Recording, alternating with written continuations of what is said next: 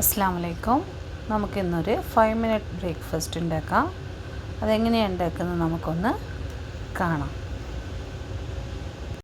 ആദ്യം നമുക്ക് വേണ്ടത് 2 കപ്പ് സേമിയയാണ്.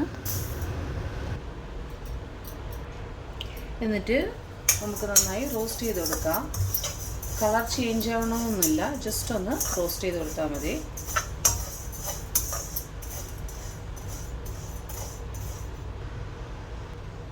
സേമിയ വേറൊരു പാത്രത്തിൽ മാറ്റിയതിന് ശേഷം നമുക്ക് ഈ പാനിൽ തന്നെ 2 ടേബിൾ സ്പൂൺ എണ്ണ ഒഴിച്ചു കൊടുക്കാം.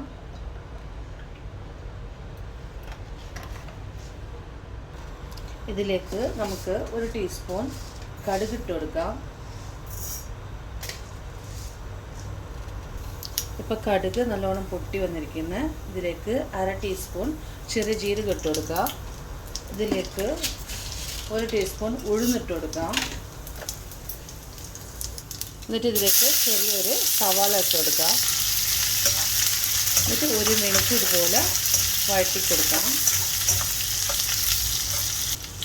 എന്നിട്ട് ഇതിലേക്ക് ഒരു 4 വറ്റൽമുളക് കട്ട് ചെയ്ത് കൊടുക്കാം.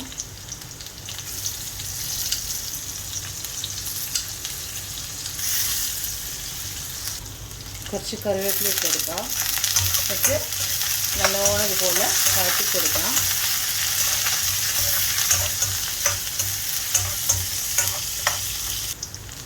ഇതിലേക്ക് ഒരു 1/2 ടീസ്പൂൺ മഞ്ഞൾപ്പൊടി ഇട്ട് കൊടുക്കാം.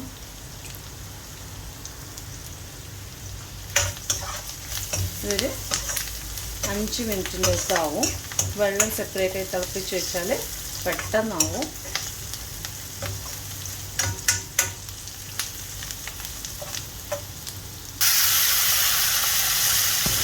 2 കപ്പ് സേമിയയാണ് എടുത്തിരിക്കുന്നത്. അപ്പോൾ നമുക്ക് 4 കപ്പ് വെള്ളം ആവശ്യമുണ്ട്. അത് ഒഴിച്ചു കൊടുക്കാം. ഈ വെള്ളം നന്നായി തിളച്ച് വരണം. അപ്പോൾ അതിലേക്ക് നമുക്ക് കുറച്ച് ഉപ്പിട്ട് കൊടുക്കാം ആവശ്യത്തിന്.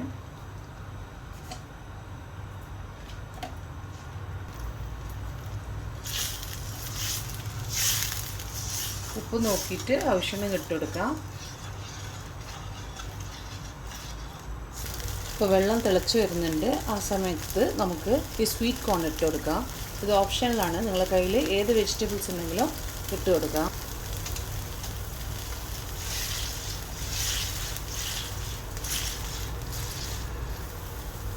നമ്മൾ വെള്ളം നന്നായി തിളച്ച് വന്നിരിക്കുന്നത്. അപ്പോൾ അതിലേക്ക് നമുക്ക് ഈ സേമിയയും കൂടി ഇട്ട് കൊടുക്കാം. നേരത്തെ വറുത്ത് മാറ്റി വെച്ച സേമിയ.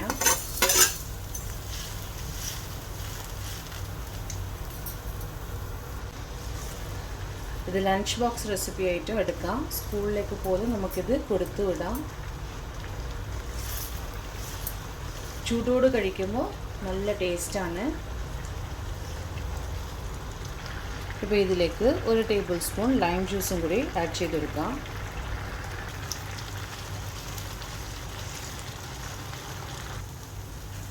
ഇങ്ങനെ നമ്മളെ 5 മിനിറ്റ് ബ്രേക്ക്ഫാസ്റ്റായ സേമിയ ഉപ്മ റെഡിയാണ്. എല്ലാവരും ട്രൈ ചെയ്ത് നോക്കണം. പിള്ളേർക്കൊക്കെ ഇഷ്ടപ്പെടും, കളർഫുൾ ആയതുകൊണ്ട്. ഇപ്പോൾ നമുക്ക് ഗ്യാസ് സ്വിച്ച് ഓഫ് ചെയ്യാം. അങ്ങനെ നമ്മളെ 5 മിനിറ്റ് ബ്രേക്ക്ഫാസ്റ്റ് ഇവിടെ റെഡി ആയിരിക്കുന്നത്. ഇത് പിള്ളേർക്കൊക്കെ ഇഷ്ടപ്പെടും. ഉണ്ടാക്കി നോക്കി ഫീഡ്ബാക്ക് അറിയിക്കണേ. ഇഷ്ടപ്പെട്ടാൽ ലൈക്ക് ചെയ്യുക, ഷെയർ ചെയ്യുക, സബ്സ്ക്രൈബ് ചെയ്യുക.